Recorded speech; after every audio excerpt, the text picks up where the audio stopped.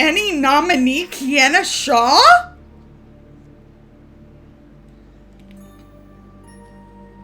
Damn it, Lauren. Oh my god. Okay, pull it together. Pull it together, Lauren. Oh my god. Hello, everyone. Good evening. Welcome to Salty Sweet Games. Welcome to Strange Invasion Assault on the Barrier Peaks. I am the aforementioned Salty. And I'm sweet. And these various assorted spices are our friends. In case you haven't heard, Kienna and their co-author Lauren, Jail Nice Girl over on Twitter, were nominated for their TTRPG Safety Toolkit, which we have a link to because we use it here. Because it's awesome and they did a really amazing job. Yeah. It's super exciting. And now I'm gonna go to normal stuff because I'm super cool. I said what we were doing, right? We're gonna play some D&D tonight. What else? Now, just because Kienna is any nominated, in case you didn't hear, they were nominated for an any. I want you to know that Allyson will still kill their character. That's valid. It does not give them It doesn't immunity. provide any protection. There is no immunity idol. If there were one, it would be mine. So. It's like a big target almost. Yeah, that's a great point. Yeah. Target Kienna. No, don't. Wow. Target her with love. Right, so now that I've done that, we should talk about some channel stuff real quick because we have many announcements. We want to thank our sponsors, Roll20, a virtual tabletop of choice. I'm gonna get it one day. It's gonna be so good. Who provide easy to use tools for your virtual tabletop that run straight from your web browser for free. It's free. We're part of their Spotlight program, which highlights indie creators all across the TTRPG sphere. I think this is our 5th month with them, and it's been awesome. Let's see. And we have Dice Envy. Yes, if you like your physical click-clacks, your chonky boys, and many other amazingly named dice. We have a code SaltySweet, all caps one word, over at diceenvy.com if you would like 10% off and to help support the channel. My personal favorite name that they've ever named a set of dice is America's Ass. And I appreciate that as we approach the 4th of July. And we've got a new one. We have a new sponsor! Yeah, so we are now partnered with Grinding Coffee Co. Grinding Coffee Co. is a Black and queer-owned coffee company, supporting a lot of really awesome streamers out there. So we're really excited to be new partners with them. It's gonna be real dope. We have a referral link, which of course helps us if you buy your coffee through that. And if you use the code SaltySweetGames, all caps one word, you will get a discount on your stuff. So get that sweet beans. I think they're also organic. Sweet and beans. Dirty bean juice. Yes. They're organic and ethically traded. They're a really awesome company and coffee. I've heard really good stuff about their coffee so far, so definitely please go check that out and go support them, because although I'm not the coffee drinker, I know Lauren is. I'm drinking coffee at 6 p.m. So we're pretty hyped to be able to get some free coffee and also help other people get coffee for cheaper. Yes, and tell you about the coffee. Damn, yes. Since we were talking about safety, we here at Salty Sweet Games use the TTRPG Safety Toolkit. We, in particular, use XNO cards, lines and veils, stars and wishes, and content warnings because while the game and it's fraught with peril and bad things may happen, the players should always be having fun and feel safe. And they are our priority always. I think I nailed everything and did it in about the same amount of time I usually do it. So, I'm playing Dulcinea, a swashbuckler rogue. She's an Eladrin originally from the Feywild and not there for some reason. That's not suspicious. Trouble with a capital T, flirt with a capital F. Probably some other things in there. Who are you playing, Kienna? Sorry. Who are you playing? Any nominated Kienna? Please. Mm-mm. God, I love you, but also please. Thank you. Please. And no. I am playing Ardent, who is the Azamar Paladin, Oath of the Crown. We left them off with having a great, cool dream. Totally a dream. Not a vision. Not at all. No. Definitely not ominous either. It's totally chill and cool to have dreamed about your parental figure / mentor in a weird moss prison. That's super normal. Yep. Moving on. Mm-hmm. Who should we go to? I think we should go to Jim, because I spent a lot of time with Jim this weekend. Hi, Jim. How you doing, bud? I'm good. How's it going? Good. I've recovered most of my sanity from Saturday. That's so great. I'm so happy. Yay. Ready to lose it all over again tonight. Woo! Good evening, folks. I'm Jim. I use he, him pronouns. I am playing Devlin Archon, Angry Dirt Wizard, who totally has absolutely no strange or mysterious background connections with any Fey beings of any kind. Absolutely no weird, tormented history of any sort involving the Barrier Peaks at all. He also uses he, him pronouns.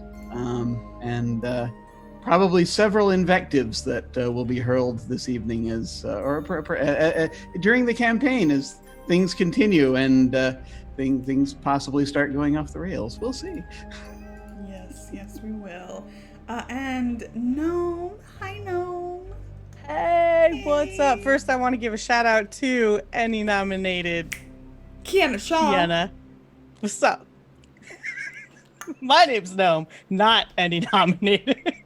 And I'm going to be playing Idoso Farleaf, a Lightfoot halfling ranger rogue who is probably the most normal of the group, with the least amount of dirty laundry. Except for actual dirty laundry. Right. I was about to say. Probably doesn't do it as often as he should. Yeah. Good. These are good character intros. We're really good at this. I'm gonna hand it over to our dungeon master, Allyson Robinson. Why, thank you. Sweet. What? Any nominated salty and What? other assorted spicelings. You're salty, not sweet. I should know that better than anybody. I'm hey, so everybody. confused how you don't know that. I didn't practice it. Wow. It's not in the script. It's what you get for going off script. Hey, folks. Welcome to another edition of Strange Invasion Assault on the Barrier Peaks.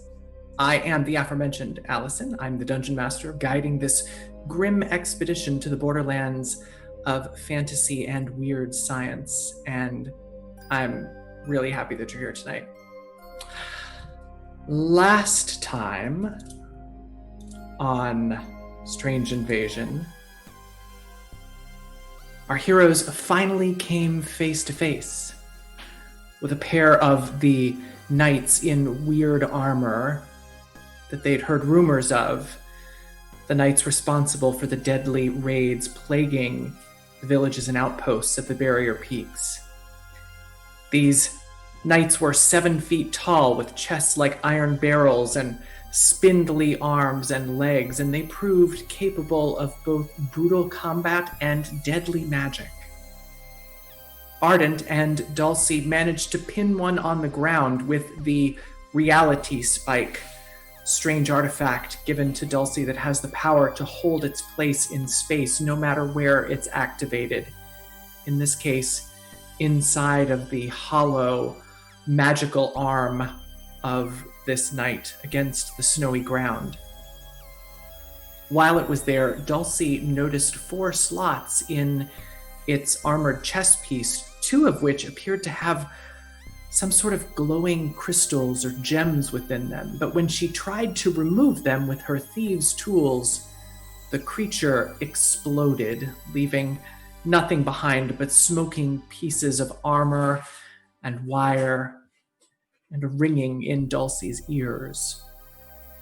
Idoso, along with their new companion, the spy, Cherry Redding, was temporarily put to sleep by some kind of magical gas or mist that the knights launched into their midst. But Devlin dragged him to safety and awakened him behind the cover of a copse of trees. The two of them managed to incapacitate the second knight, and Devlin used his skills as an arcane smith to carefully remove the items from the slots in the knight's armored chest piece just before it too exploded into pieces. With the help of Dulcie, he had recovered 2 pieces of glass or crystal shaped like rectangles, 1/4 inch thick. One a deep purple and the other a bright yellow. The party collected themselves and continued their northward journey toward Giant's Gorge, and the bridge there that they had been told was destroyed by these strange knights, one of the only safe passages north.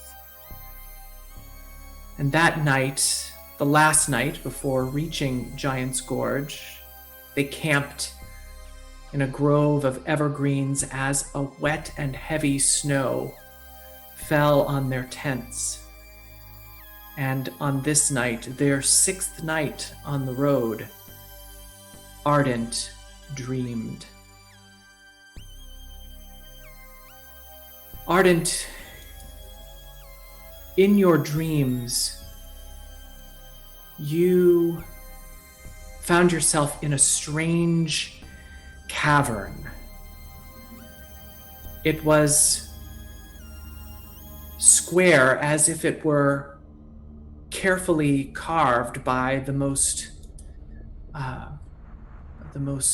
powerful stonemasons, and yet it was not carved of stone. It felt like steel or bone or glass. It was dimly lit, a strip of light along the top edges of the corridor that popped and buzzed on and off, casting a pale blue light and a green light where it shone through the carpet of moss that had grown in patches all over this corridor. Water dripped from cracks in the ceiling and puddled into fetid puddles on the ground. As you stood and walked down this long corridor, you realized it was not straight at all, but rather curved in a wide arcing circle around to the left. You followed it until it intersected with another wider corridor, this one more thickly carpeted with that moss, a bright light at its end. And as you walked, you heard a voice, the voice of one who had been like a parent to you. You had first known as simply a human who later revealed themselves a deva. Your mentor, your parent, known as Ezen, crying out, calling out your name. Ardent. Ardent. As you walked down the wide corridor, you were shocked to discover that you were not alone. The sides of the corridor, both left and right, were lined with smaller humanoid creatures between the size of a gnome and a halfling.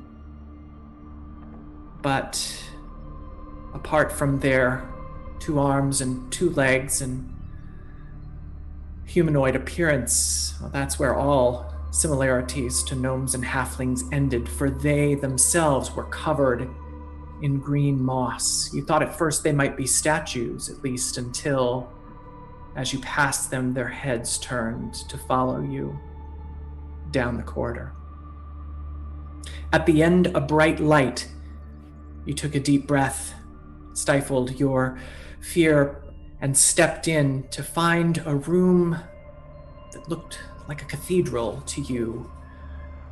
Semicircular as well, the walls arced around to your right and to your left until they hit a flat wall in front of you, the ceiling some 30 feet high, metal buttresses arcing up over you in the dim, popping light, and against all of the walls, tiny lights, red, green, blue, yellow, blinking and flashing, surrounded by the finest script you'd seen in any hand, but a script in a language you could not read. 2 altar tables, perhaps, in front of you that slope down into the floor in some grotesque mimicry of the living, of the organic. And against this flat wall in front of you, you saw Ezen, arms spread out as if to welcome you, flat against the black panel, wings arched up and around, but their glory tarnished by something green. And the voice again, Ardent, help me.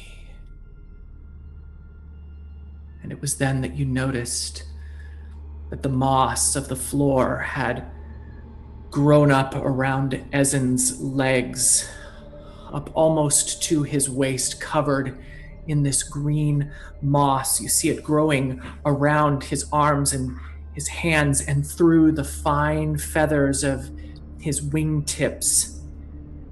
And as you looked closely, you could see the tendrils of the moss reaching out and not still like plants, but writhing and wriggling and pointing toward you. What would you like to do, Ardent? Do I have my weapons on me?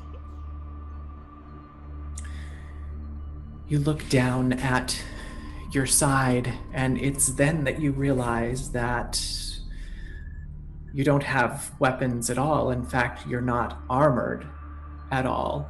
In fact, you are in bedclothes.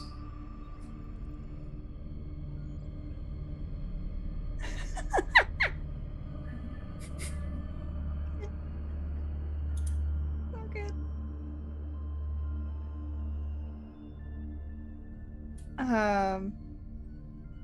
I mean, Ardent's gonna go and try to get to Ezen.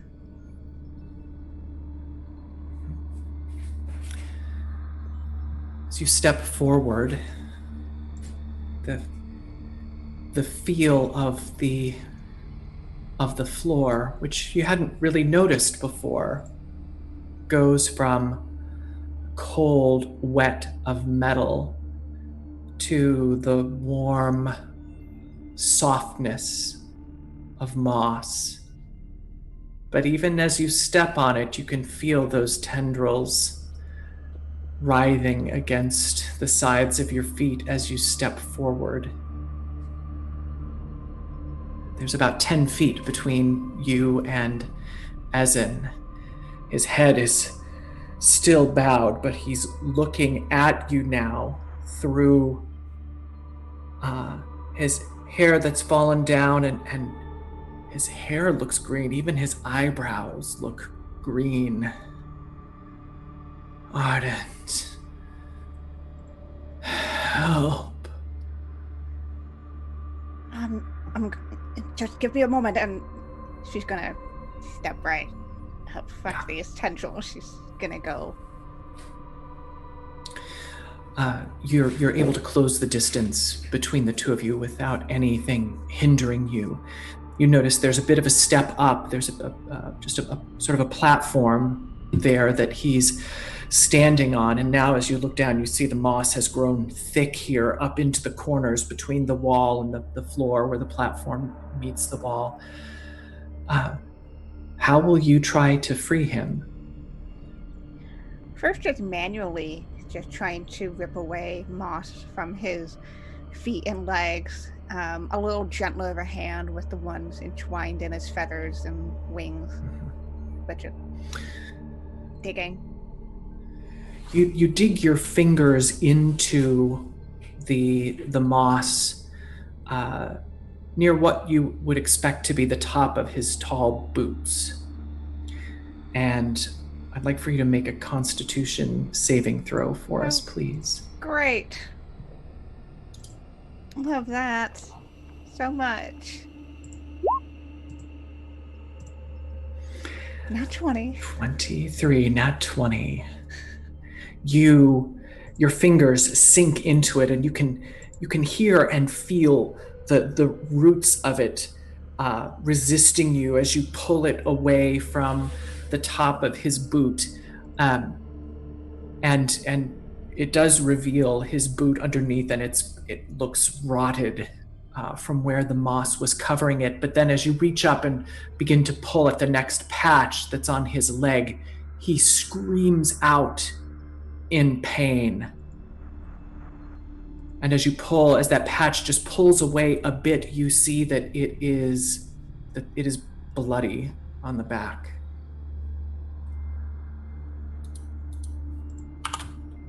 Cool. Great. Doesn't look... So I guess the question is it attached? Is the moss attached to his skin, like where the natural ending of the limb would be? Or is it like further out, as in like it's as if the moss itself was bloodied, or it was that fleshiness extending? As you look more closely, you see that the roots of the moss have burrowed through his clothes and into his skin.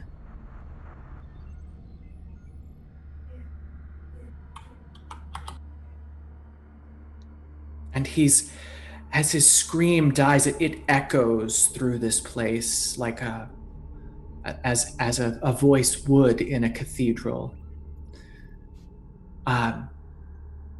And you look up. Ardent, have you ever seen Ezen weep before?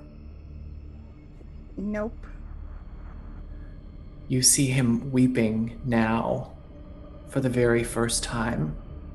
And through gasped breaths, he is saying, "Help, help, help."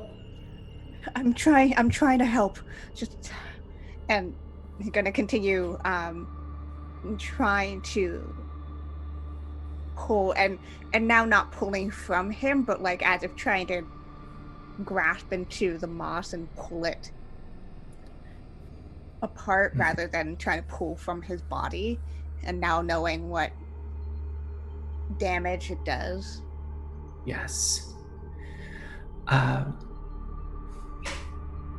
Make up let's call this a sleight of hand check, shall we?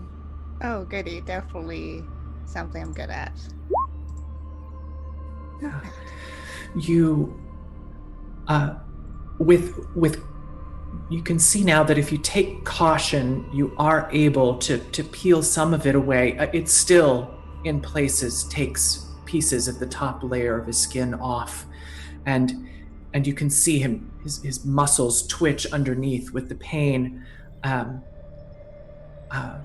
But in all of this work that you've done, you've only uncovered, a patch maybe this big from his right leg, and he says,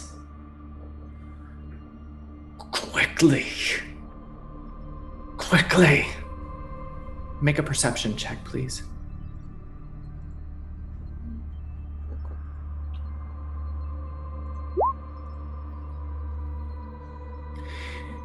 You hear the sound of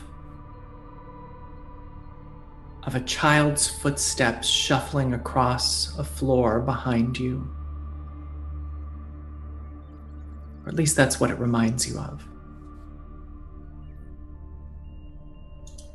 We're just gonna tear at this moss again, and in that moment of throwing it away, she's gonna look behind and see what's there.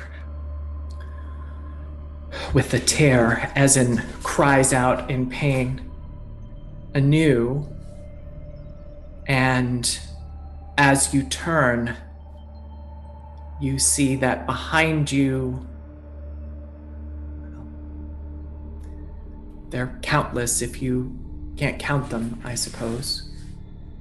Dozens of these small moss-covered creatures have moved in around you. They're moving very slowly, and they're moving in absolute unison.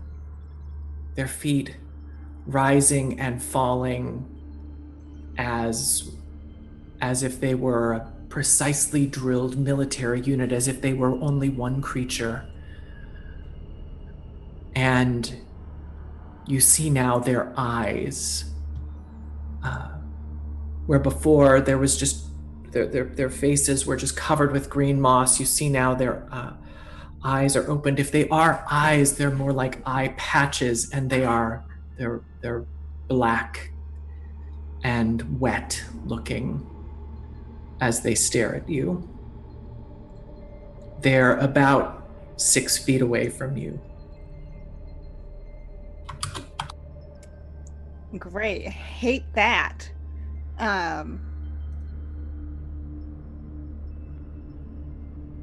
Is there any room for Ardents to put their hands on like the back of Ezen? You can try. Yeah, could my plan here is to just take Ezen and just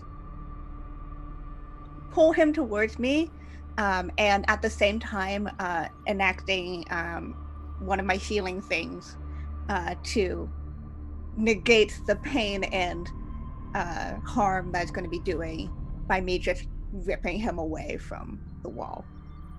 Yeah. Like tearing off a bandage. Yeah, tearing off a bandage and immediately putting antibiotics on it. Yeah. All right. Let's see. Why don't you make a strength? Let's do strength first here, just to see if you're strong enough to pull him out of the grasp of this moss. Okay. Can I say this is athletics? Yes, you can. Okay. I'm gonna use an advantage on this. And come on, let's do that other one. Come on. And a 15. How do you do this? Do you put your arms up over his shoulders or around under his arms? Like from underneath, so from the around rib cage and then up to his shoulders where the wings would be attached.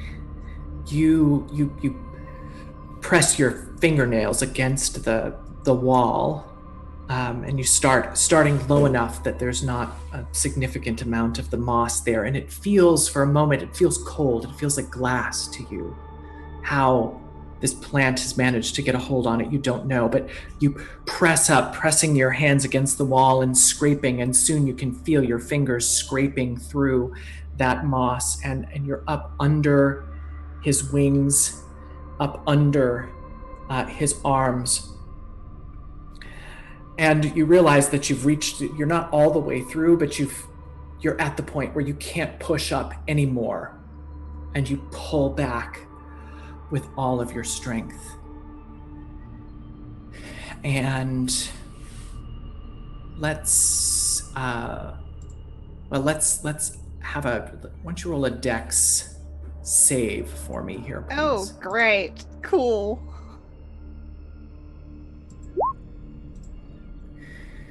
The 20, you stumble as you pull back. He actually releases more easily than you expected, and you stumble backward, and you manage to keep your feet. But as you stumble backward, you notice two things. One, you look up and you see that many of those those beautiful, fine, celestial feathers have torn out and are hanging there on the wall with writhing and wriggling moss sticking through them, and blood drips from the stems of them. And as you stumble backward, you feel something behind you at your waist and your legs. And that's when their arms wrap around you. And you're being pulled backward, pulled back off of your feet. You are holding Ezen, and for a moment it feels as though you have it all in balance.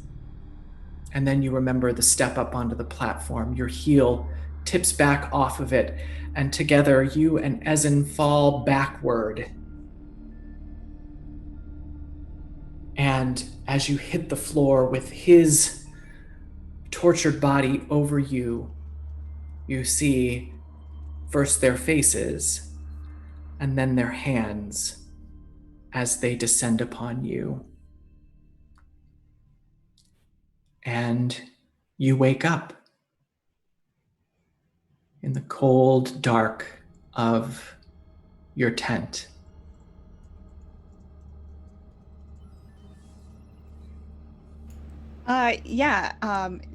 Ardent is bolting right up. And if Dulcie's in Hi! their bedroll, that definitely wakes her up. Hey, what's happening? Are we under attack?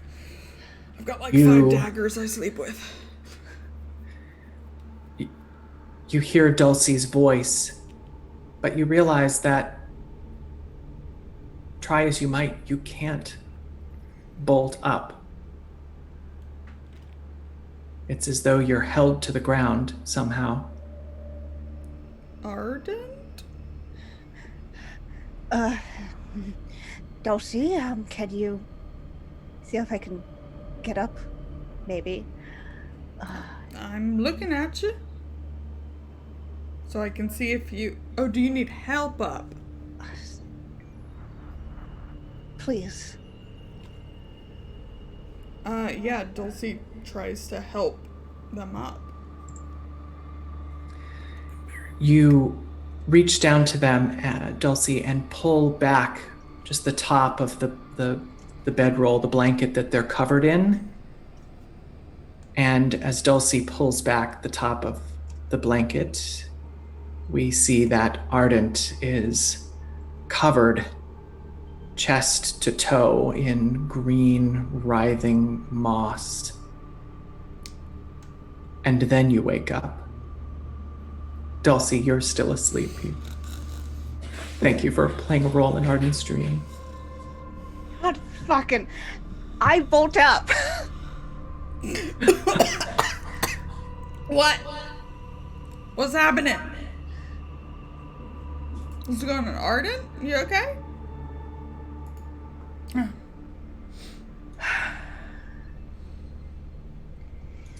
Yeah, just a nightmare. This is a quiet nightmare, I guess. I'm not exactly a heavy sleeper.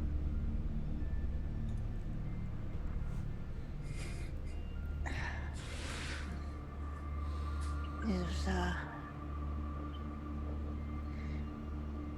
definitely An interesting one. Oh! You have something in your hair. Ardent, I think, goes to check the hair a little more fervently than she normally would. Oh, no, you're missing it. It's like, I got it. And I just pull out like a twig.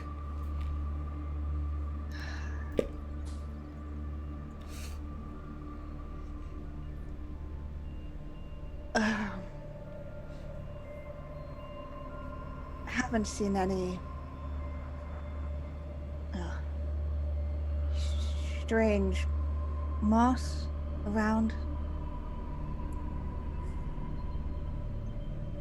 I mean, I don't like the outdoors in general, so all the moss looks strange.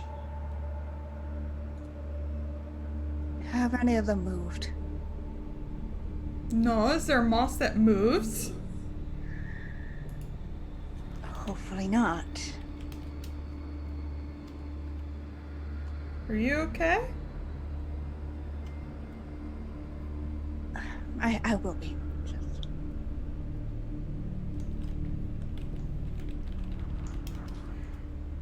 Can I do anything to help? Do you want some water? Massage? Something, not either of those? I should be fine. I'm sorry for waking you up. No.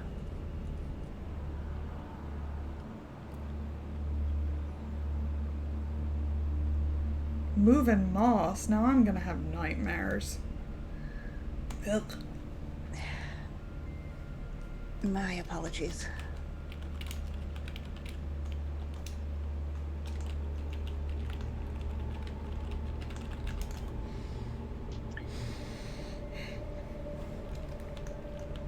All right. The rest of the night passes without incident, as far as you know. And you all wake up. Devlin, as the last in the watch order, makes his rounds about the camp and wakes you all, and has rekindled the small fire at the center of, in the middle of it, between your two tents, or three tents, I suppose, at this point. And you see now that the snow has continued to fall through the night. There is just short of a foot of snow on the trail. It's not enough to slow your horses much. It is, however, enough to have effectively covered any trace of the other scouting party We know where they're going. Following to this point. And Cherry comes out from her tent and looks, her bruises have almost completely healed, and she seems almost chipper this morning. I love awakening to a fresh blanket of snow. Reminds me of the of home and the solstice.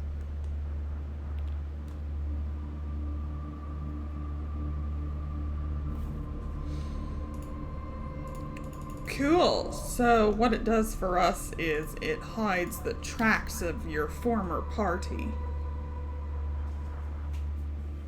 Sounds nice, though. I suppose that it does, but, well, we have some sense, at least, of where they're headed, don't we? Right. That way. And I point north? North.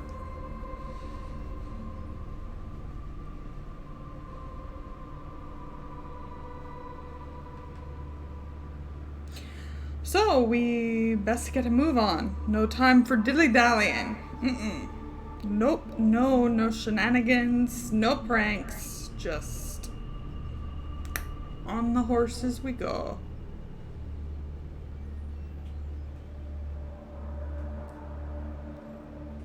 I think as you say that, you say no pranks. Idoso has like a snowball reared up Get and out of ready my to head! throw at Devlin. I was gonna throw one in Ardent. We should do it. Yeah. Yeah, put it down, Idoso. Wait till their backs are turned at least.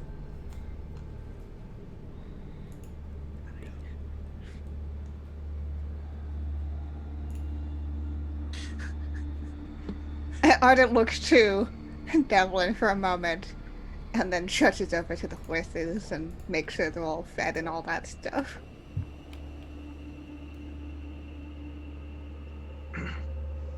Devlin is quietly amused because he tries to take what tiny bits of joy where he can get them. Yes. Devlin, you have spent much time in these mountains, and this weather feels all too familiar to you. And then the robots appear. Oh, it's the robot! It's the robots again. Don't let them explode this time. Go play amongst yourselves. Oh my God. All right, great. Snow fight. Yes. Okay. As soon as Devlin and Ardent, while Bob's they're away, looking at let's each play. other, we grab the snowballs and we huck them. Oh, and we hit, and they both fall face first in the ground. I mean, if we want to be really fun with it, like Idoso's kind of maybe like sneak attacking, shifting his crossbow around, and just like, oh, cool. Icicles don't hurt, right? No, and I would stop you Oh. before you shoot someone with a murder weapon.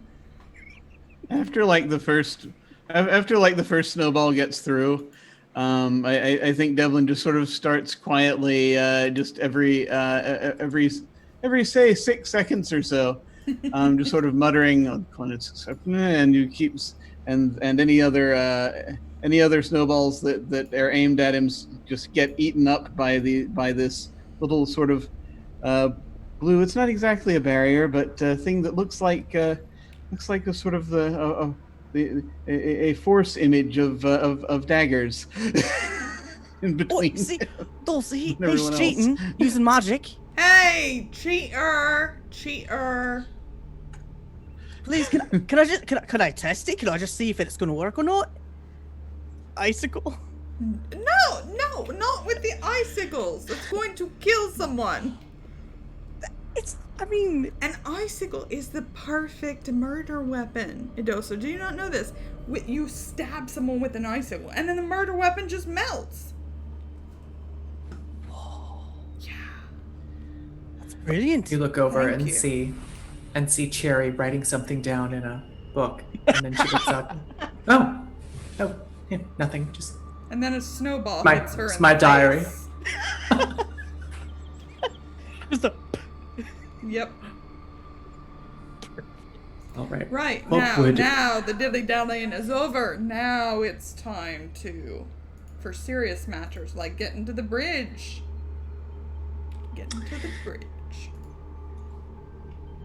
So you take to your horses and begin for the day. The snow has stopped, and you can even occasionally hear birdsong in the forest around you. But after an hour or so on the road, the forests thin out, and you find yourself along a ledge. It's not a cliff or anything. It's just a flat area around the side of the mountains where the road travels here. And the mountains rise up to the right and to the left of you. They're very tall at this point. You feel very small among them. It is damp. And even though the wind isn't blowing strong, you still feel quite chilled. It is just after midday when you come around a bend in the path, and Devlin, you know that about a half mile ahead or so, you should find the bridge at Giant's Gorge. About a half mile, you say? Yes. Yeah, we're getting close to the. We're getting closer to the bridge. Maybe about half a mile, I think.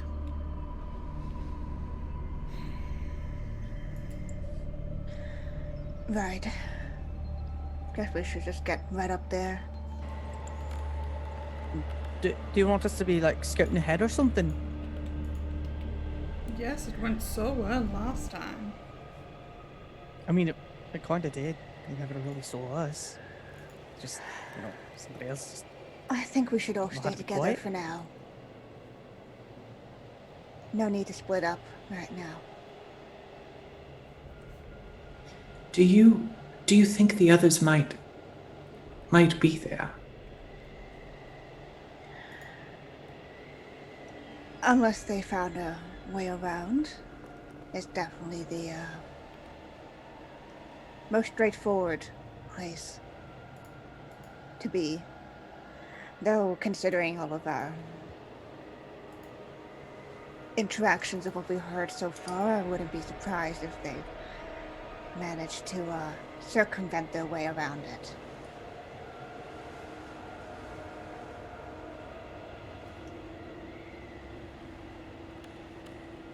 She wraps the coat that you've given her around herself a bit more tightly.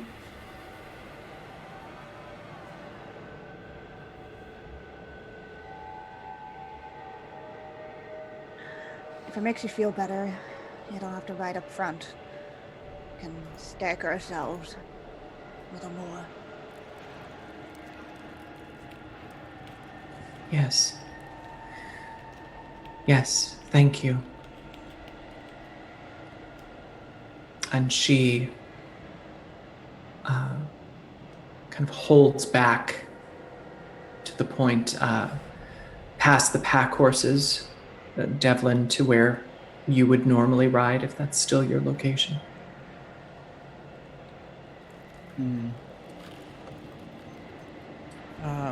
As a ranger action, while they're kind of like starting to make their way, could I go ahead and use shut off alarm and activate primeval awareness? It's like, what spell is shut off alarm? Yes. Yes, you can. Oh, How does no, this... I don't like when you say things like that. Yes. Yes, No, I you don't want to. I don't like it when you're happy about giving me exactly what I want. Tell me what this looks like for. Prepare things that will utilize my abilities well. If I remember my abilities, that's the half of the battle. So I think for Idoso, it's really just kind of like almost like how he was finding the portals, right? So he kind of like closes his eyes and almost uses that like planar sense to send out like maybe like a wave of echolocation sort that activates that ability, which allows him to sense whether any aberrations, celestials, dragons, elementals, fae, fiends, or undead are present within 1 mile, or within up to 6 miles if we're in our favorite terrain, which we are. Yes. It doesn't reveal the creature's location or number, but that they are here. Yes. Shit. Is that yes as in you understand, or yes as in yes? You... Yes. Yes. Yes. You reach out with your senses, and at first you feel nothing. And then you feel that a bit of that. Oh, it's similar to the sensation you have when you're looking for portals. There's a bit of a buzz of static almost, but then you do get a sense. The sense that you get is of fey creatures of some kind. Is it me? Other than Probably knows your sense. What is my this sense is other like? than. What is my sense like, though? What is it like, Gnome? So Dulce's, whenever it pings out, because they have like a childhood connection, right? So he's very familiar with what her like aura is that like kind of pings off, and it's probably like this amalgamation of like shattered stained glass, right? That's like still just like kept together with like just a bunch of these like prismatic colors, but then there's just this like dark wispy thing, like just this shadow wisp that just kind of chills there. Rude. How dare you? Yes, that's great. I love it. And Idoso, you sense that there are fey creatures somewhere within this range of you, and you also get the sense that there's perhaps more than one type. As you were describing there, that color or flavor or texture, right? You get the sense of two that are somewhat different from one another. I should say two different types. The number is unclear, but. Dulce? I mean, it's not a bit unusual, but it's certainly not the most usual. There's definitely some fey creatures out this way. And I don't think that they're supposed to be here. It's kind of not their terrain or domain. No, it's not. Cherry revealed to us that she thought that, I'll never remember his name, Aranok, nailed it, was fey, right? Part fey? A son of the Queen of Air and Darkness. Right, okay, so we all know that. Well, one of them's probably that bloke, Aranok. Yeah, but there's something else though too. I can't quite distinguish between it, to be honest, which is a bit unusual, but just watch out, everyone. I mean, if there's fey at play. Oi! It's also just kind of like looks at fake hurt. Right, like, really? At the mention of Aranok's voice, you see Cherry. If she could shrink down any further into her coat, she does at the mention of that voice. Cherry, we're gonna kick his arse. It's gonna be just all over the mountainside. I mean, if he's working for that lady, then he doesn't really get a chance to plead his case. So I think the current plan is to just stab, understab, overstab, backstab. So you don't need to be scared. I have a question. What's your question, Jim? Yes. Can I hear this conversation? Or I'm no? not being quiet. Okay. Well, we might want to get a chance to question him at least.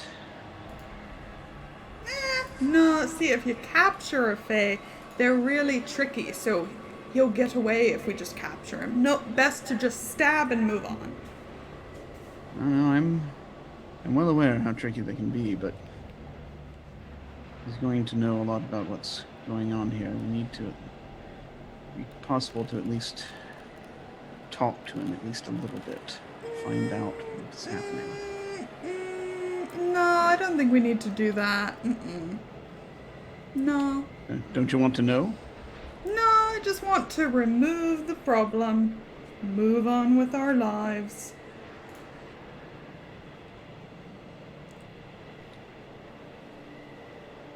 I'd recommend let's just see what happens when we get up there. I have heard your recommendation. Evelyn, you know that means she's not going to listen to it, right?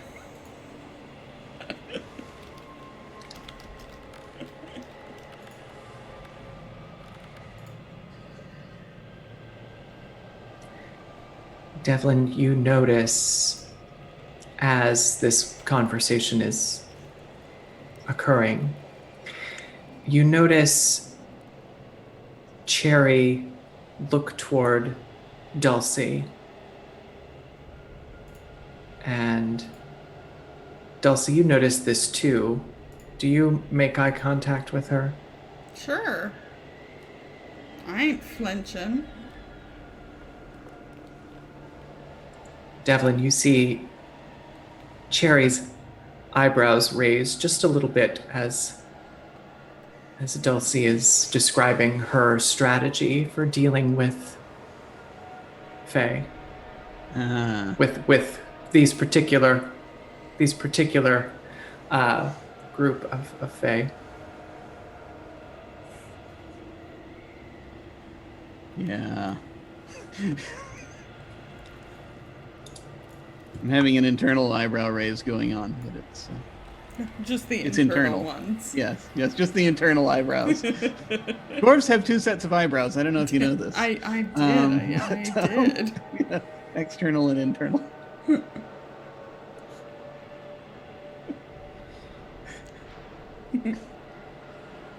Also, I don't know if I can do this whilst on horseback, but if I can, on the way up when we're getting close, when we're about maybe like 15 minutes out, I would like to start doing my ritual for comprehending languages, if at all possible, so that I'll have that up when we get to the bridge. Yeah. Yes. I think you can do that. And you are at about that point. You're only half a mile away. It's uphill. There's snow covering the road, but the road is also rocky and rough. It won't hold your horses back for long.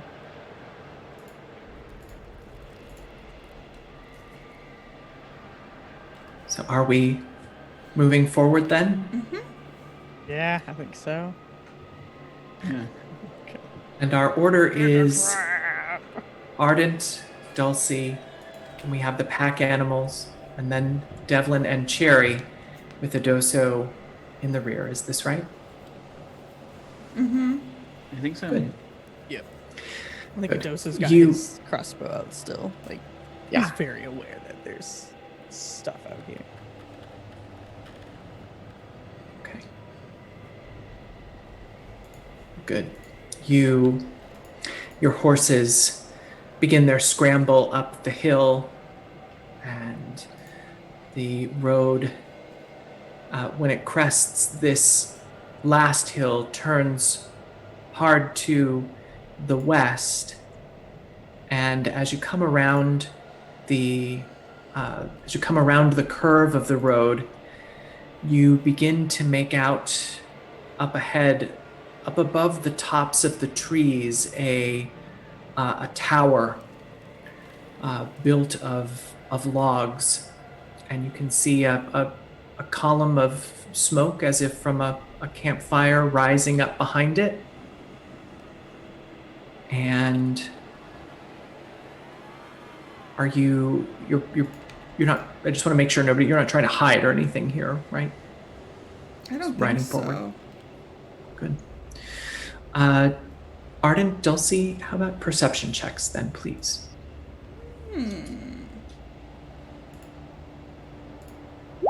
16.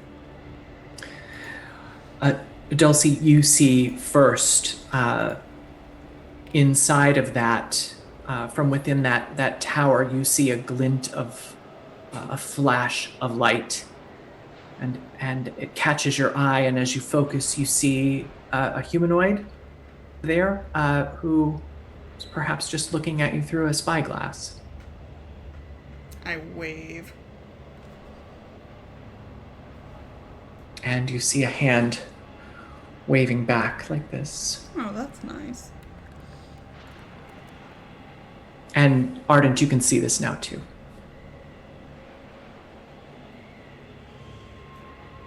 All right.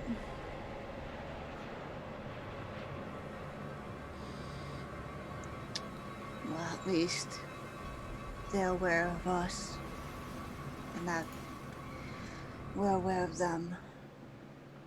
I think. And Ardent like squints all four eyes. Yeah.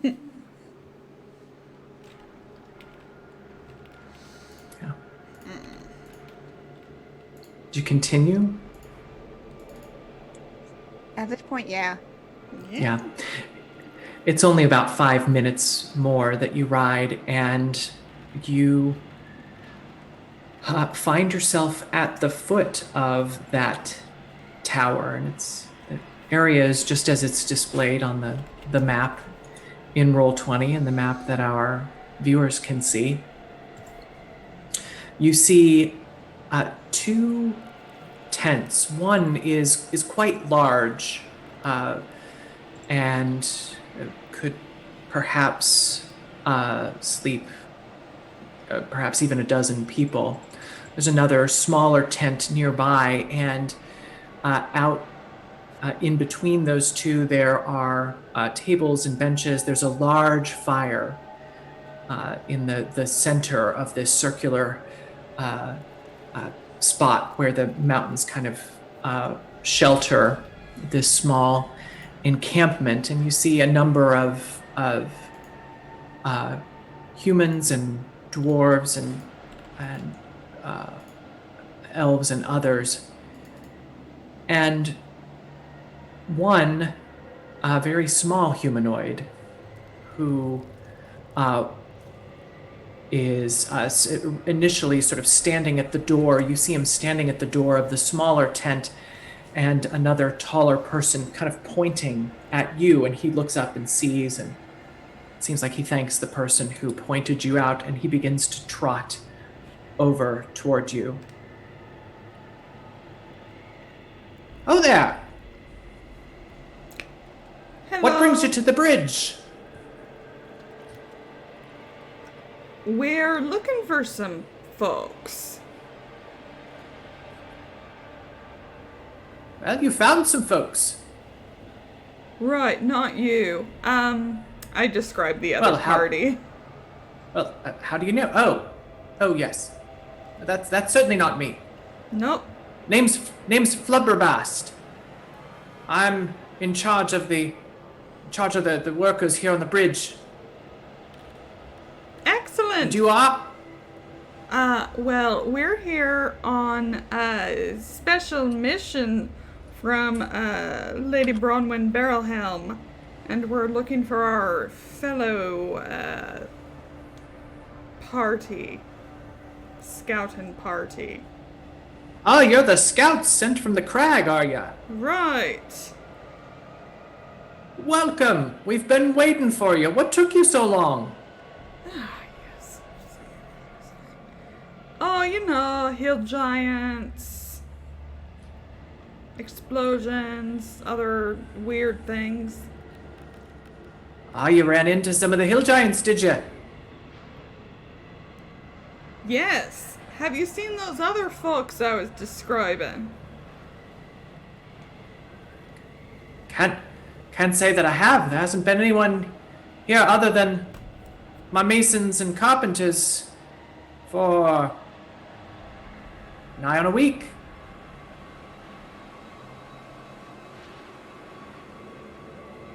Well, you were, out of all of us, likely the most familiar with this area. Do you know where they could have gone if they wanted to pass over without taking the bridge? Oh, there's no way to pass over the Rindereth. They would have had to go. Would have taken them days to get around. So they had some magical means to do it. Things like that are quite rare these days. Especially for a whole scouting party. How many were there, did you say? 3 of them. 3? 3 now, because Sherry's with us. Right. 3, And, she said well- confidently. 3 and potentially some other mercenaries, but 3 for the core group. Well, a small group like that, they could have snuck through in the night, I suppose, but there's nowhere for them to go. Bridge is out. I suppose you knew that. Did we know that? Yeah. If we didn't, what happened to No. the bridge? Not sure really what happened to it, although the rumors are that it was attacked by those strange knights or creatures. Weren't here when it happened, we're here to fix it. I'm an engineer.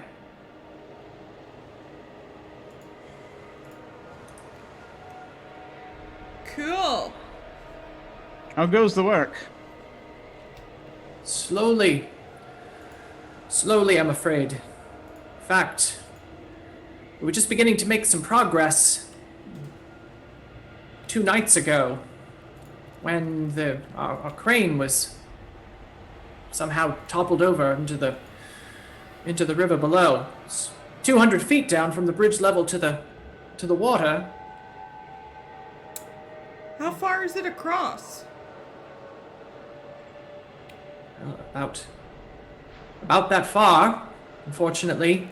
We have a rope bridge that we strung across so we could work on both sides at once, but an ice storm night before last unfortunately damaged it. We're trying to repair that now. Can't repair the main bridge till the rope bridge is repaired. Night before last. We weren't that far That away. would- Was there an ice storm?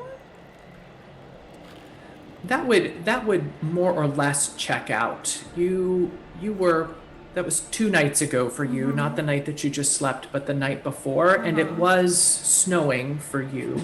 You've come further north, and in these mountains, Idoso, Devlin, you would both know that not that unusual for weather to be that varied across. Especially the higher up that you're going to. Yeah. It couldn't have been that far ahead, could they have? No. No, they were right on them.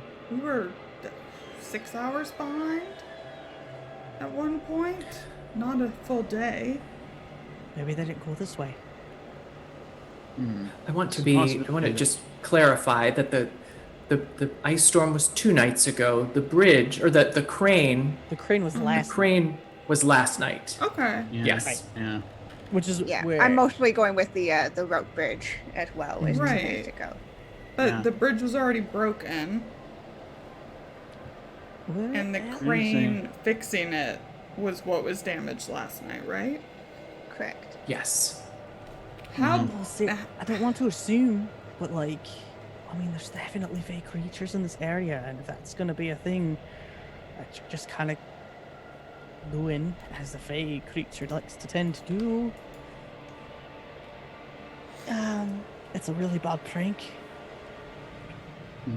Mr. Rubberbast, could you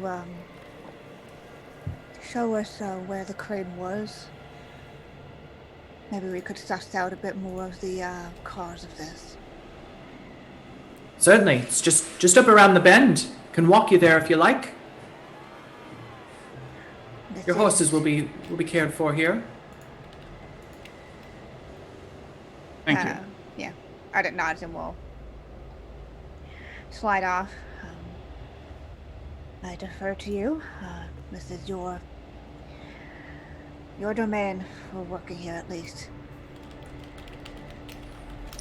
You dismount from your horses, and as you do, two of the people who are there, a human man and a halfling woman, come over and take the reins of your horses.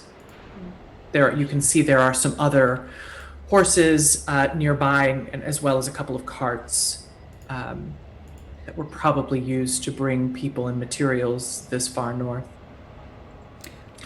And Flubberbast begins to lead you further down the road past the camp where you've been, toward presumably where the bridge is. And you can hear, even from here now, as you kind of get back out to where the road is, you can hear the sound of water, that echoing sound of the river.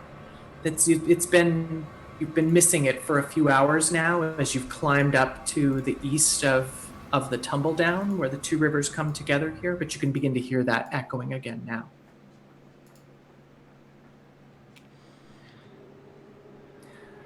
So you've come from the crag then. Aye. You're in search. Have you seen any signs of anyone around here? We've heard reports of certain types of knights, perhaps? Anything of that nature? We've heard that as well. Heard as we left the crag, and even as we traveled further north. We came with a party of guards, but once we reached crossroads that led to Mountain Home, we saw that we saw smoke rising from the outpost. Some of the guards went to investigate. What we heard eventually was that some of these knights of yours had attacked the outpost. Breathing fire of some type. You encountered some, you said? We did. We encountered a couple of them south of here. I don't know if they were left over. Don't look much the worse for wear. Yeah. It was an unusual encounter. It was an amazing encounter. I've never seen anything like it. It is so Tell strange. me more. What was unusual about it? They're about like yay big, but then they got like this snoot that kind of looks more like a beak, and then they have these arm things, but the arm things could shoot the things, like a sling of some sort, but not an actual sling. It was more like a cannon, and they made all these like weird noises, like beep boop meep meep zoop, and it was amazing. You definitely would recognize one if you saw it. Sounds like something I'd like to get more of a look at. That's very interesting. I'm curious to perhaps about. First of all, I'm curious if this reaction is genuine. I'm wondering about perhaps using insight. Yeah, please, I was do. waiting for a moment to figure out when to it. insight Spam check. it. I'm Yeah, gonna please do. do it as well, just because I don't know if I'm watching. Oof. Wait, hold on. I totally believe them. Yes. 16. Everyone Yeah. just wait a damn second. Yeah. None of you. Yeah, he seems genuine. He seems authentically kind of interested in what these things might be. And as you come around the corner, you glimpse something that maybe tells you why. You see the bridge, and the bridge at Giant's Gorge is something of a legendary work of engineering in your world.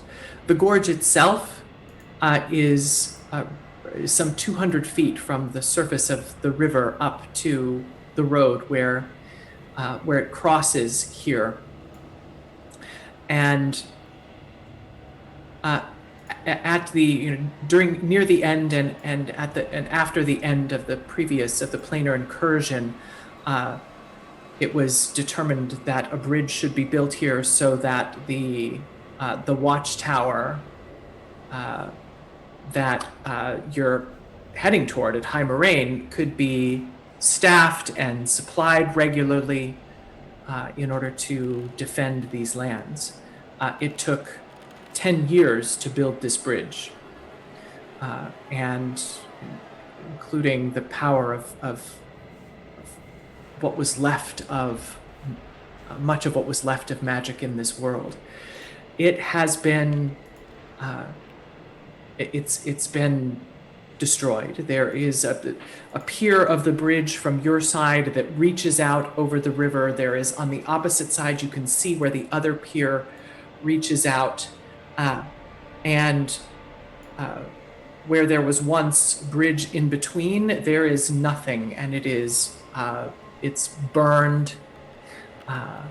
It looks as if there was some kind of explosion here. As you look down below, you can see some of the wreckage of the bridge still lying in the river. A huge piece of it sort of upside down and canted on its side, lying down in the river, as if it were just snatched by giants' hands and torn out, although you know well that there's no giant that could do such a thing, at least none that you've heard of. As you look down, you also see, not all the way down, but on a ledge, about 50 feet down from the set of bridge piles that hold up your end, kind of as it goes down over the cliff, you can see the remains of a construction crane, kind of off, just laying off on its side, and it's easy to imagine that it had been set up there to move large pieces of large, beams of wood and so forth, and stones out to be able to rebuild the bridge. And it's now like a child's toy, 50 feet below you and on its side. And as you look to the north, you can see where the rope bridge hangs, or at least it looks fairly intact from where you're standing, though you've been told that it's been damaged. I'd like to see the thing that could have done this.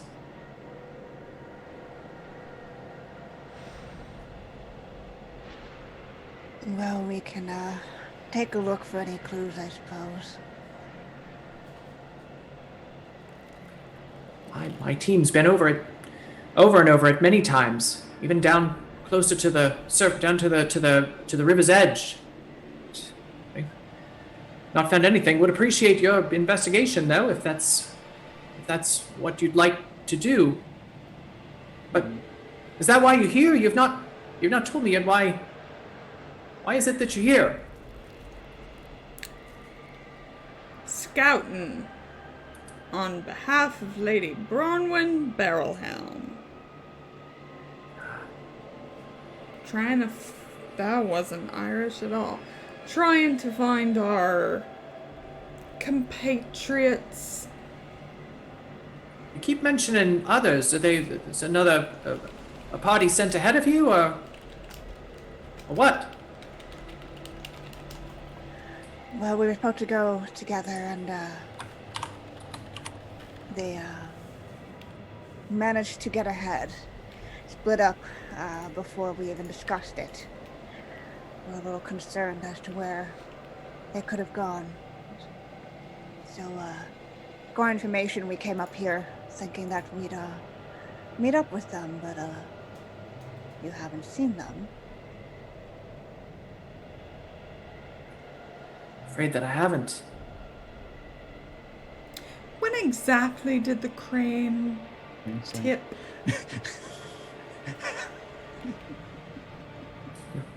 Anyone who would like to is more than welcome to roll insight on that statement. Of my statement? That one was a little on the obvious side. I think Idoso would. Wait, what did he say? He hasn't seen them. Oh, present. good. And Yeah. and Sus. Devlin, your Kick his ass, Devlin. Kick it. Kick it with your eyes. Wait, let me. You're welcome wait, to. Allie, wait. Let me roll it too, so maybe me and Devlin can make eye contact. Yes. Okay. 18. Very nice. Thank you. He seems to be completely genuine. Ah, in saying that he has not seen.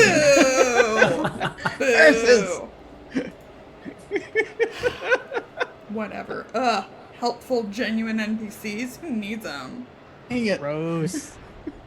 Just kill them. We're just looking for an excuse to start a fight. Oh, As you're you- no help at all. Shove. No, that's what I'm gonna do to Cherry. No. As you're gathered there at the beginning of at the foot of the bridge where it juts out now, some 30 feet ahead of you into space. The clouds roll in, and with them a cold, wet rain, maybe sleet begins to fall. He points you to another a round tent that is between where you're standing and your end of the rope bridge. It's a bit of a warming tent for the work crews there. You're welcome to use it anytime you like. And you'll stay with us tonight, I hope. There's plenty of room for you in the barracks. We'll have warm food, even a bit of ale if you'd like.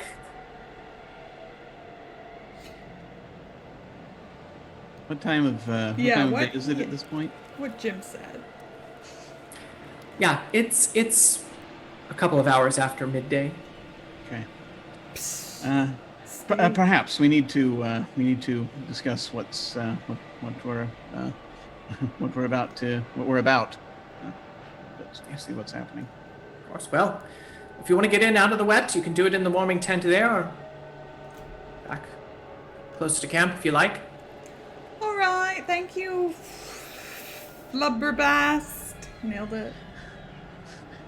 Of course. I don't believe I got your name. Mm-hmm.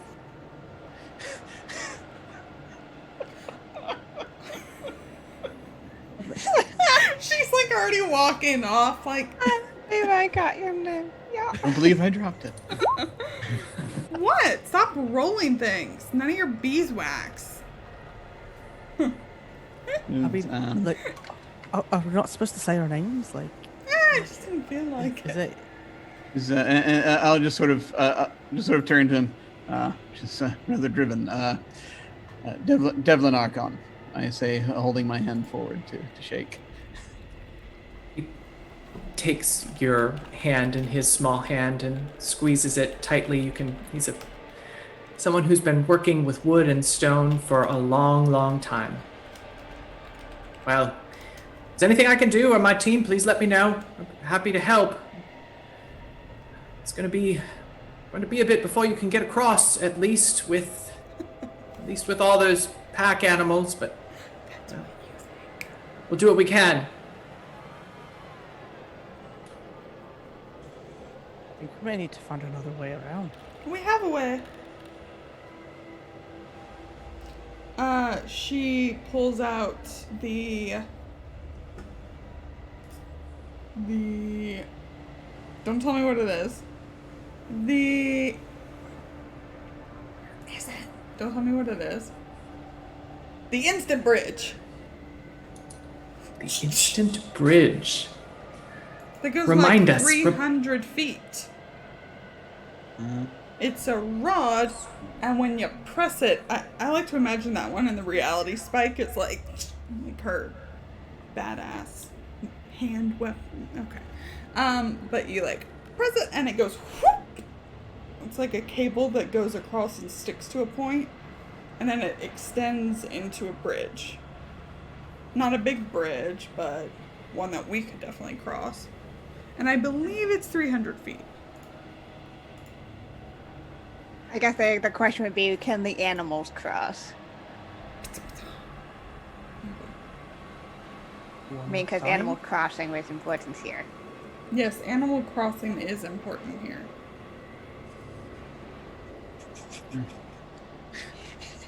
It's the only way to get at the turnip sometime, from what I hear. Yeah. Mm-hmm. I know nothing about Animal Crossing. Nope, that was, yeah. It's you nailed it. Just You turn nailed Got it, it. Jim. I just assume it's a market simulation about where turnips are the unit of currency. You're not wrong. Figure it out. Yeah, that is a good question. I tested it before, Allie, but I don't remember asking specifically how wide it was. Was it 5 feet or 10 feet? I assume it's one of those in this game. Yeah, it's wide enough for a standard size humanoid to walk across. You're not sure that it will handle your horses. And we have to get across this. Yes. Yeah, High So- Moraine's on the other side. Okay. Which is So it occurs to me that either if they found someone, and actually just sort of looking at the rope bridge, you said that it was they said it was out, but we can see it there anyway. They said that it had been damaged in the ice storm. Okay, gotcha. So it occurs to me that either they might have risked the rope bridge, but they couldn't have gotten. I assume it's one of those like Indiana Jones rope bridges, and so it'd be insane to try to bring animals across that. It is 100% precisely like one of those Indiana Jones rope bridges. Excellent. Good. Very susceptible to scimitars. Good to know. It has nothing to do with the fact that I watched the Temple of Doom while I was prepping for this portion of the. Nothing at all. I don't know. But they just sort of will say, so either they might have risked that, but then of course they couldn't bring their mounts. But if they wanted, the only other thing I can think they might have done is they might have diverted up to the frozen fields and tried to cross there.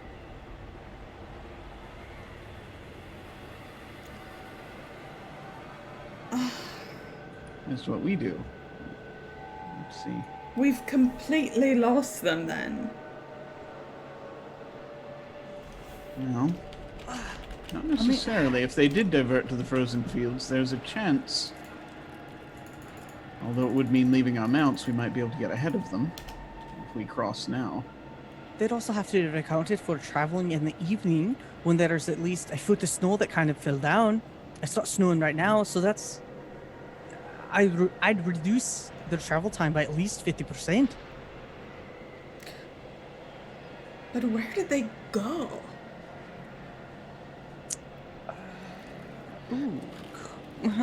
Because we tracked them. I need to switch. Actually need to switch back to the other map, so the audience will see with me. The last time we tracked them was at this. We tracked them like here, right? Yeah, we tracked them here, and they were still headed north, not west or east. That's right. Okay. Although they could have gone more likely to frozen fields as opposed to mountain homes, since that veers more sharply. There was still a bit of... I think at that intersection we saw that they were still heading north, if I remember right. Yeah, but you can get to frozen fields as well by going north, and they could have avoided this area. Now, the road that goes to the east to frozen fields, you passed 2.5 hours ago, 2.5 hours before you reached the encampment at the bridge.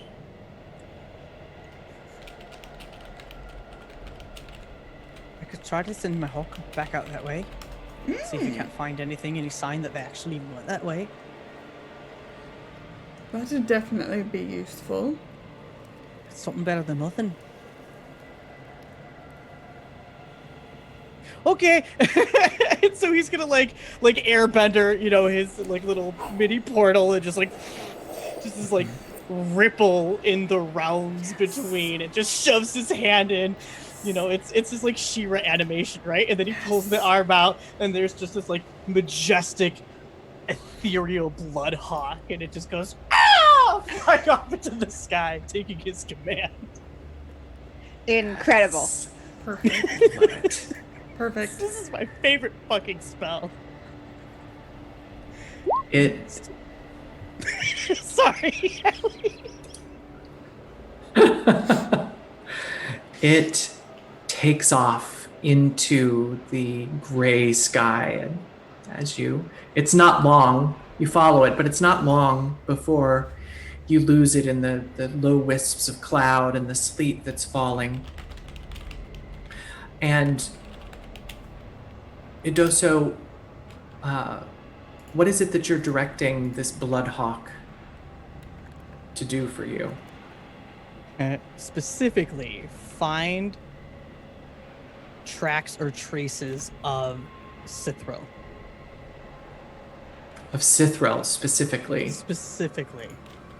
Because that's Okay. that's the person he knows more than he knows the other ones. He only knows. He Yeah. barely even remembers Stick Up Butt's name. Ryko. Nailed it. Rico. No, Ryko. Is it Rico? It's Yeah, It's Ryko. Captain Ryko Dorthin. Rico. Damn it. Yeah. Stick Up Butt. Stick up butt. Much better. Are you able to communicate with it Nope. in that way?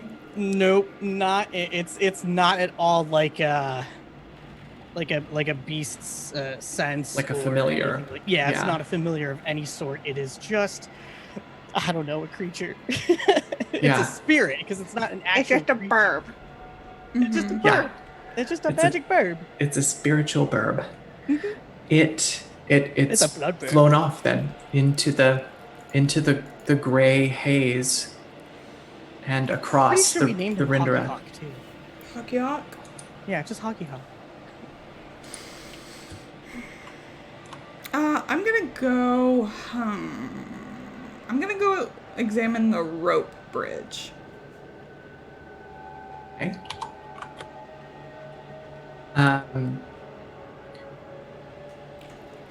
It's only maybe 50 feet from where you are at the end of the bridge proper, up to where the rope bridge. It's kind of it. You climb up a bit. In fact, where the warming tent is there, it's a bit higher. It's off of the level of the road, and it's from there that the rope bridge is hung out across the expanse of the Rindereth. And there are all kinds of footprints in the snow up here, some of them leading into the warming tent, some of them leading to the bridge itself, even some footprints. The snow you're less able to see it there because it's melted through, but you can even see some footprints leading out onto the bridge. And you notice, without any rolls or checks, you notice that one of the two ropes where there would be sort of the handhold ropes that go across and that from which the bridge itself is suspended, you notice that one of those two is cut and it's just sort of hanging on the side, and you can see out in the middle there's where it's kind of shredded or cut out in the middle, and it also hangs down on that side. There are a couple of the footpath boards that seem to be out, so there's some gaps of best as you can see here, maybe some gaps up to 6 feet across. And that's about what you can tell just by looking at it. Does that look like ice storm damage, or does it look like it's been cut? You can make either an investigation check or a nature check if you'd like. Okay. 20. It looks like it could certainly be a natural kind of damage. Even in the light breeze that you feel right now, it's swaying kind of rhythmically back and forth. You imagine if the winds really got going in this, up this gorge, that it seems to make sense. You're not an engineer, but it seems to make sense.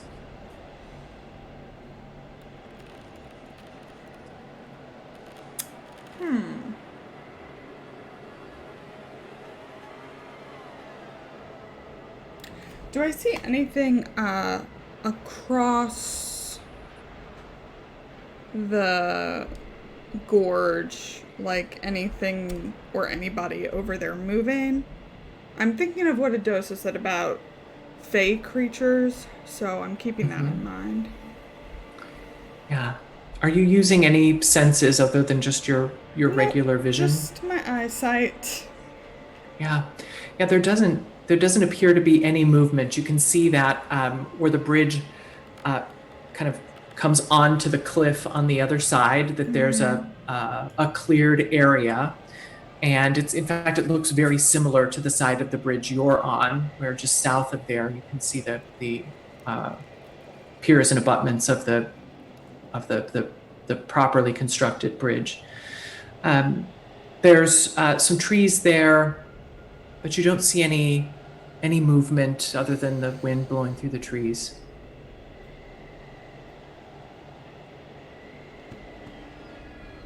Okay, I'm gonna go back and rejoin the group.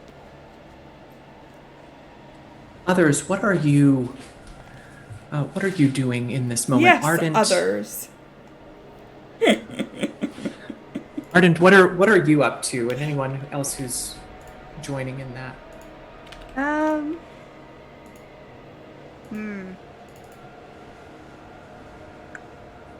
think Ardent's kind of just like going back the way they came, on foot, and just looking for any weird signs of anything that they didn't see when they were just like, oh, let's go to the bridge.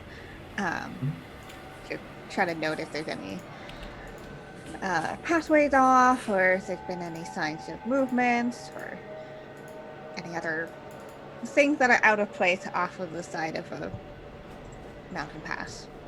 Yeah. Make an investigation check for me, please. Cool.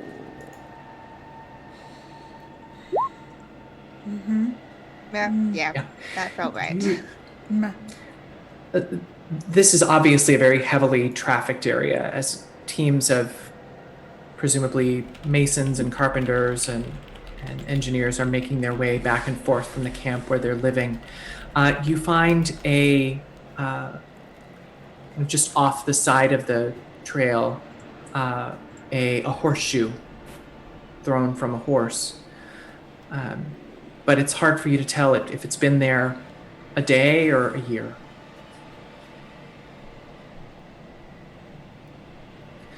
Devlin? Yes. What about you? I think I probably wanted to go down and take a look at the crane, if if that seems feasible. Yeah.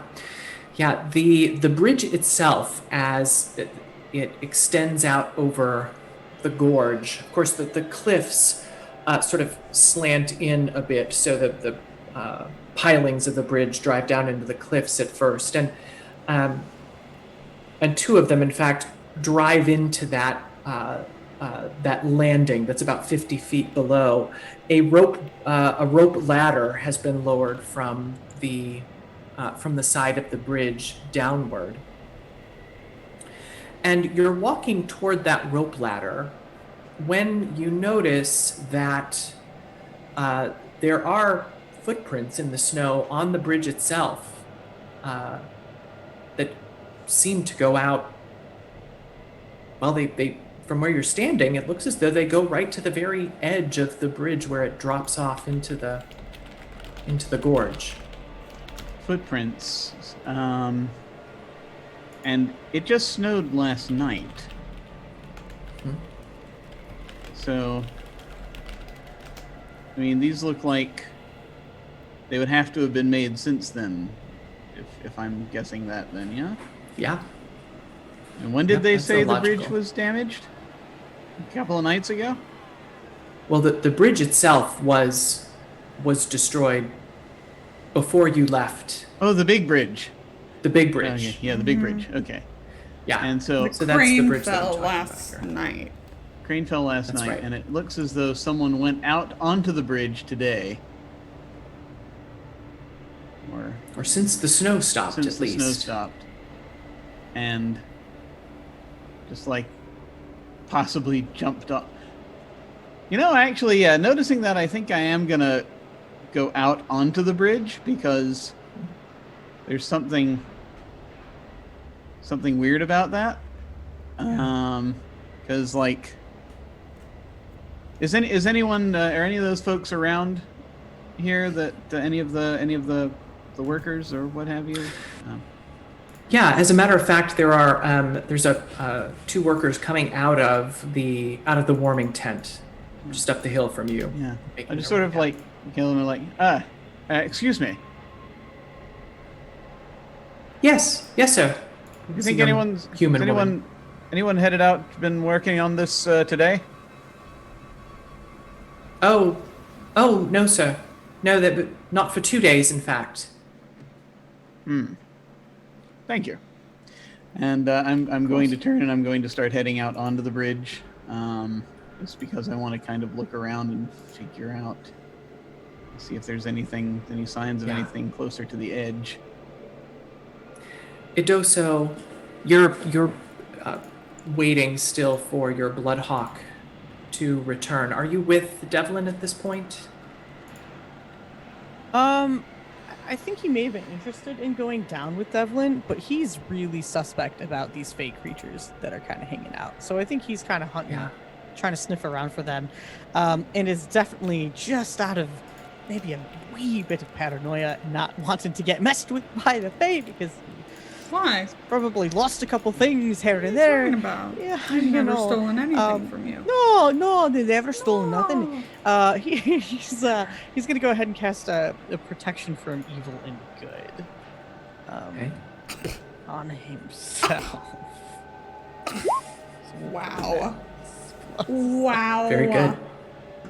You That's know, up now. he doesn't want to get messed with while he's looking for them. Ooh, and might as well burn he'll look for a portal. If there's Fae Yes. here, they had to get here by some way, right? So I think that maybe that's what he's doing. Maybe he's planar hunting. You Where are they coming from? You finish the casting of your spell and you begin to extend your senses, looking for portals, and you're kind of just absently, as you're doing this, walking next to Devlin. And Devlin, you're looking down and seeing these footprints that walk out onto this bridge, and you see now that there's at least 2 sets of these prints. And, in fact, hoof prints as well. And you are just beginning to come to a realization as Idoso, there's that moment of static where there are portals everywhere, or there are at least echoes of portals past all around you. This whole area, of course, is riddled by them as a residual effect of the planar incursion that took place a century and a half ago and almost destroyed this world. But the static and the buzzing clears, you even shake your head a bit, and it all resolves. And what you see is exactly what Devlin expects. You see a portal, or the remnants of one, the echo of a portal, directly in front of you at the end of the broken end of this bridge. And peering beyond it, you see another on the far side of the Rindereth River. And that is where we will end tonight's episode. No! Let us go. Strange invasion. I want to go take my friends through a portal. Let's go. We want to go. We want to do the thing. Ellie! No. Oh, Cool. Oh, sorry. I'm just updating that safety Please do. command. Please do. Please do. I'm just let me see if it Do it again. worked. Hey. Oh, it did. Oh. Isn't that nice? Oh. Hey. oh, look at that. Look at that. It is now completely accurate as We it love should to be. see it. We love to see it. Wonderful. Gosh, so much fun. I am. Can't stop. It's all downhill from here, as they say. I Ow. can't wait to see where you all take this. Gnome, I want to hear from you. Tell me what you thought of tonight's episode, how you're doing, and tell us something you're proud of. What are you up to that we can support on my these here goodness. internets these days? Well, I mean, this was amazing. Like, it's starting off with soaking like distrust in everything with the double nightmare. And then giving us an NPC who's probably actually just a dude trying to do his job. Like, that's some like choice GM right there. So I appreciated that. I had fun with that. My name is Gnome. You can find me on Twitch, Twitter, and Instagram at Nomadic. I do TTRPG things in TTRPG spaces. Oh gosh, that game ended. There's a lot of stuff that's it's like the interim season, right? Yep. Stuff is ending, and so like new stuff is starting. On my own Twitch channel, every Monday, Wednesday, and Friday, you can come hang out in the morning and wake the fuck up with Air Savad and I. We have a morning talk show where we talk TTRPGs and just whatever else we want, because we're just trying to wake up and get ready for the day. And why not do it with all of you? So grab a cup of coffee or whatever else you would like in your cup and come hang out with us there. And I think that's really it to promote for right now. So thanks. Wonderful. Jim, tell us about Devlin. How's Devlin doing here a week Devlin into this thing? Staring Devlin- off into empty space. Yeah, is kind of just pretty much as soon as Devlin finds out what it is that Idoso has seen, he's going to be just like more terrible things suddenly realized. It's like, yep, there we go. This is exactly what I was worried about. Yeah, he's been plagued recently with dreams about an argument he had about 100 years ago that is with someone he was very close to, and he's realizing that absolutely everything he chose to ignore back then for what he thought was the sake of survival or for the greater good is coming back to bite him in the ass now. So yeah, he's feeling the weight of the world shortly as these things go, and is very much. We should chat about finding a way to have one of those another flashback scenes and role play. That would be super fun to play out, that'd be cool. and very, very relevant to this story, as you are beginning to see. Oh yes, we shall talk details soon. Yes, awesome. But this has been glorious. I love this. I love this episode. I enjoy the little. I really, one thing that I really. I like doing the running at things and hitting them with magic and what have you. But I also do enjoy the investigative stuff quite a lot. It's one of my jams, and so I'm always very, very interested to see how these things fit together, these puzzles, and Allie, this has been glorious, and so I can't wait till next week, so we can keep looking into this. As for also, I am incredibly honored that I have. Getting to play this evening with the Emmy-nominated Kienna Shaw. God damn it. Absolute delight.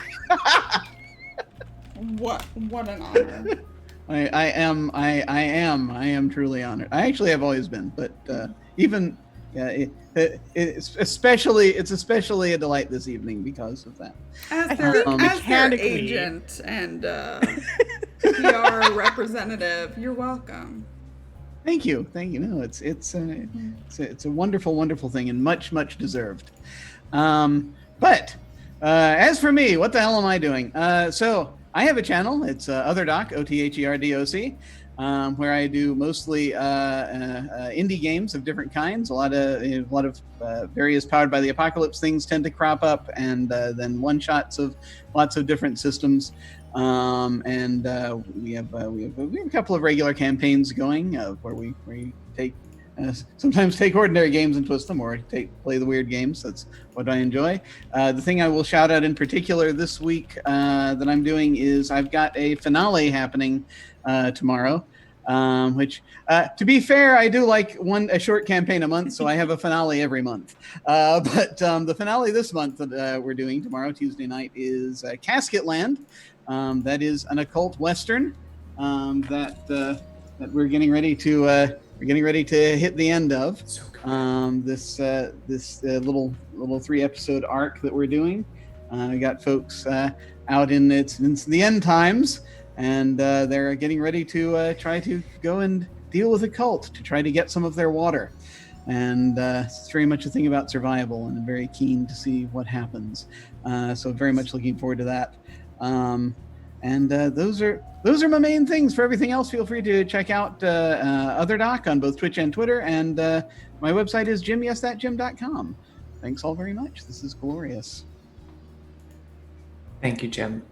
I will bid my farewells and good nights before passing it back to Salty and Sweet. I love doing this with all of you. This is so much fun. I look forward to it every week.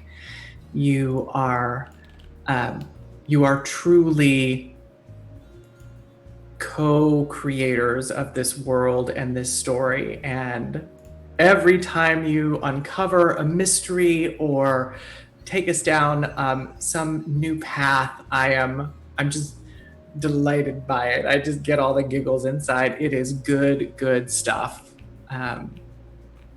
I feel really honored to get to be a part of it with all of you, and with you, our viewers in live on Twitch and on YouTube. Thank you so much for being a part of this great story with us.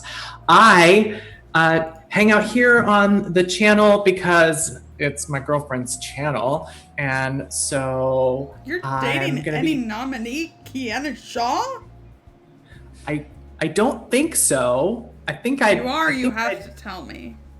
I would, because you're my girlfriend. I mean, of course I would tell you. Yeah. Exactly. It's you. And you can catch me here on the channel on Saturday mornings at 9 a.m. Pacific, where we are playing Call of Cthulhu, The Masks of Nyarlathotep. It is epic.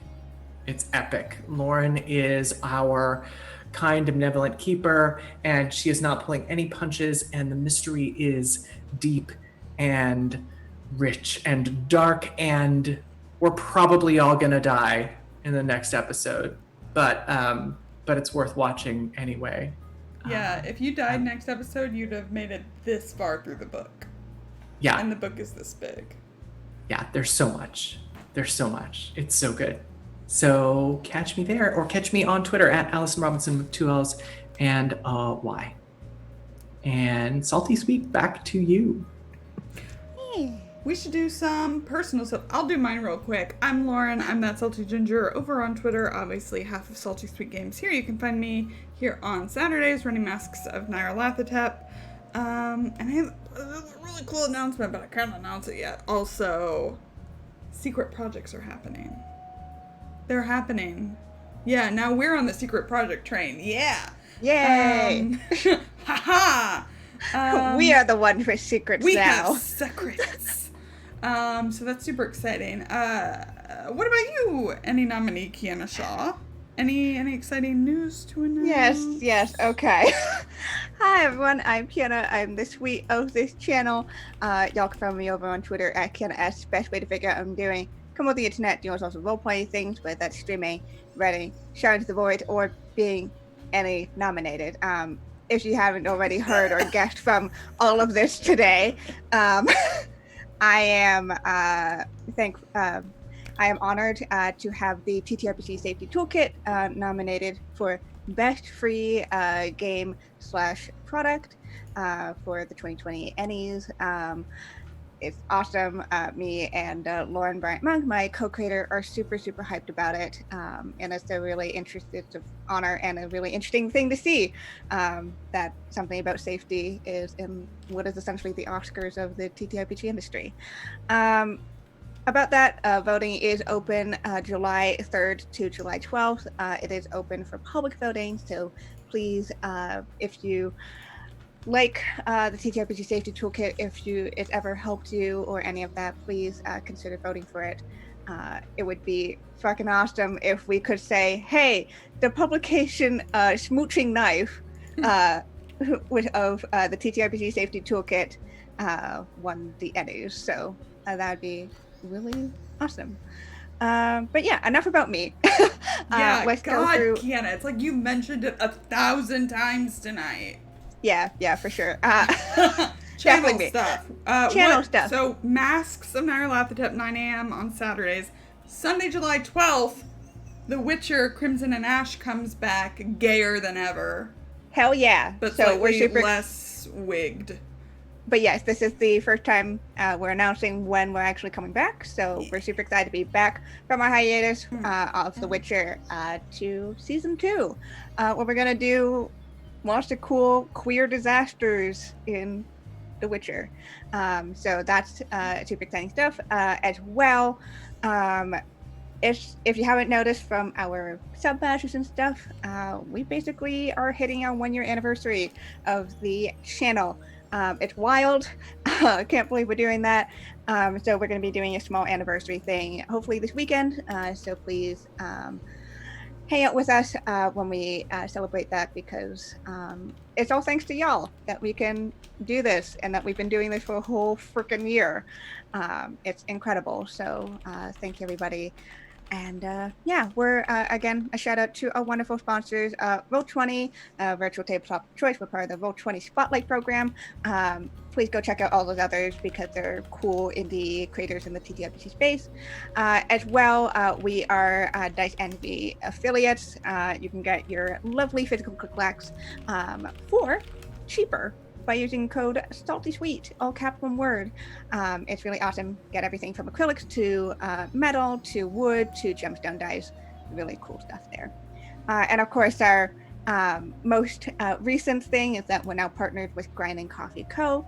We did talk about coffee earlier, so if you like coffee, if you like good coffee, if you like coffee owned by a Black and queer company, go check that out.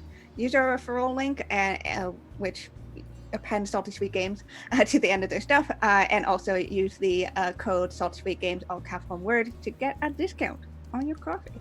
Which is, what's better than coffee than good coffee that's also cheaper? You know. Of course, we have if you ever missed an episode or you want to rewatch one, we've got a YouTube channel. We hit 100 subs. It's now actually Salty Sweet Games. YouTube.com/Salty Sweet Games. Yeah. Thank you for doing that. We have the URL. It's great. But please sub anyways if you want to keep up with our uploads of whatever we do. And of course, go follow us on Twitter and on here to get notified when we go live, whether that's with a regular series or with one-shots or we're going to play video games on Thursday at 4 p.m. Pacific. Yes, we're going to try to start doing regular video game streams Tuesdays and or Thursdays. So please come and hang out with us as we figure out what we're gonna play. We're probably gonna do Resident Evil, but who knows? Yeah, why not? We'll see. Yeah, we're only one episode into it. We gotta do some more. So sure. I played it 6 times.